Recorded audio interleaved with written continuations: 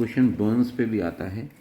पहली बात तो कुछ बेसिक फैक्ट समझ लो बर्न्स के, कि a burn can be prevented by implementing a good health and safety regulations, educating the public, introducing of effective legislations. Warning signs of burn to the respiratory system, कि भाई respiratory system का involvement हो गया है, क्योंकि Burns जो हैं respiratory epithelium को बहुत ज़्यादा डैमेज कर सकते हैं।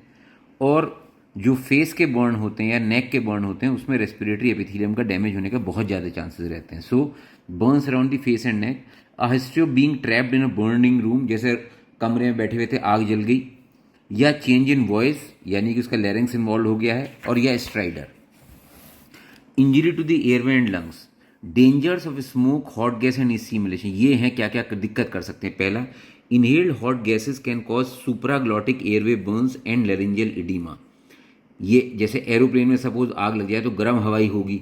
Inhaled steam can cause subglottic burn and loss of respiratory epithelium. Inhaled smoke, steam में क्योंकि बेटे लेटेंट हीट बहुत ज़्यादा होती है, तो स्टीम का बड़ी steam has a large latent heat of evaporation and cause thermal damage to the lower airway. Inhaled steam can cause subglottic burn and loss of respiratory epithelium. Inhaled smoke particles can cause chemical alveolitis and respiratory failure. Inhaled poisons such as carbon monoxide can cause metabolic poisoning. याद रखना, carbon monoxide poisoning वहाँ बहुत होती है जहाँ कमरा बंद रहता है। और कार्बन मोनोक्साइड पॉइजनिंग का एक बड़ा ही इंपॉर्टेंट सिम्टम है, वो है हेडेक और अनकॉन्शियसनेस।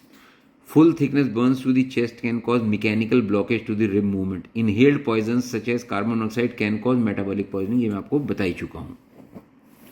अब क्या क्या इन्फ्लेमेटरी चेंजेस होते हैं बर्न्स के बाद। सबसे इंपॉर्टेंट बात यह है कि द ओवरऑल इफेक्ट जो होता है वो होता है net flow of water solutes and proteins from the intravascular to the extravascular space, यानी कि फ्लूइड डेफिसिट हो जाता है बर्न्स के केसेस में बिकॉज ऑफ इन्फ्लेमेटरी रिएक्शन, क्योंकि साइटोकाइंस वगैरह रिलीज होते हैं, टिश्यू नेक्रोसिस फैक्टर रिलीज होते हैं, तो इन सब की वजह से ये जो होता है there is the overall effect जो होता है वो होता है there is a net flow of water solutes and protein from the intravascular to the extravascular space.